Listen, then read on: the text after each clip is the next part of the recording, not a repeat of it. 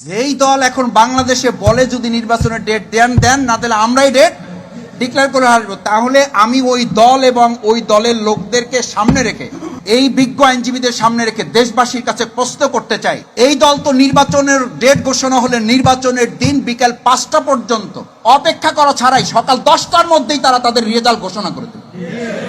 যে দলের নেতারা এই কথা বলতে পারে যে হয় ডেট আপনারা দেন নাহলে ডেট আমরা দিয়ে দেবো, ওরা তো প্রত্যেক কেন্দ্রে কেন্দ্রে এই কথা বলবে, হয় বিজয় আমাদের ঘোষণা করে দেন নাহলে আমরা বিজয়। এই আশঙ্কা থেকেই এই দেশের জাতি এখন বলছে আগে বিচার করতে হবে, সংস্কার করতে হবে, তারপর নির্বাচন দিতে হবে। না হলে এই যে হুমকি, যেই থ্রেট আপনারা দিচ্ছেন, এগুলো তো আওয়ামী লীগের আমলেও তো আমরা এরকম কথা শুনি। আওয়ামী লীগের ফ্যাসিস্টরাও এরকম কথা বলে নাই, ওরা তো অন্তত সংবিধানের কথা বলছে, দোহাই দিছে, কোর্টের দোহাই দিছে, কিন্তু এত বাজে কথা মানুষকে বলে বিব্রত করে না। আপনারা বলেন বিব্রত, বিব্রত তো জনগণ। আপনারা বলেন আপনারা হতাশ, হতাশ তো জনগণ। জনগণকে আমরা হতাশ করছি। আমাদের এই সমস্ত অরাজনৈতিক এবং সংস্কৃতির বিপরীতে গিয়ে অপসংস্কৃতির রাজনীতি আমরা যে মানুষের সামনে প্রেজেন্ট করছি, এখান থেকে বাংলাদেশ জামাত ইসলামের আইনজীবী অঙ্গনকে মজবুত ভূমিকা পালনের মাধ্যমে দেশকে আমরা সংস্কার করবো ইনশাআল্লাহ।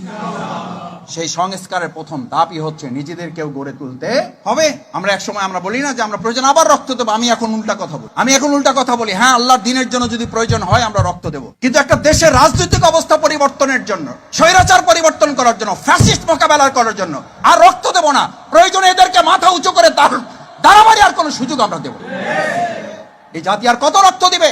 এদেশের তরুণ ছাত্র সমাজ, যুবক, মহিলা, বোন, আমাদের কলিজার টুকরা সন্তান, নিষ্পাপ সেই সমস্ত নবজাতক গুলোকে পর্যন্ত গুলি করে হত্যা করা হয়। সেই জাতিকে, সেই দেশকে আর কতবার রক্ত দিতে হবে? কেন রক্ত দিতে হবে? আর যারা রক্ত দেবো দেবো দেবো দেবো বলে, তারা অন্যের ঘাড়ে বন্দুক রাখে, নিজেরা আরাম আয়েশে এসি দেশ বিদেশের মধ্যে অবস্থান করে সুযোগ বুঝে জনগণের সুবিধা অর্জন করা ছাড়া তাদের কোনো লক্ষ্য নির্ধারণ করা থাকে না।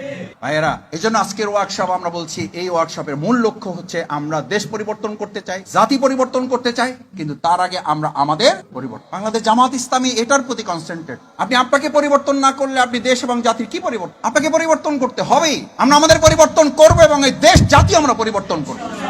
দেখি ইনশাল্লাহ পারবেন? এটা পারবেন? এই দেশের প্রয়োজনে পারবেন?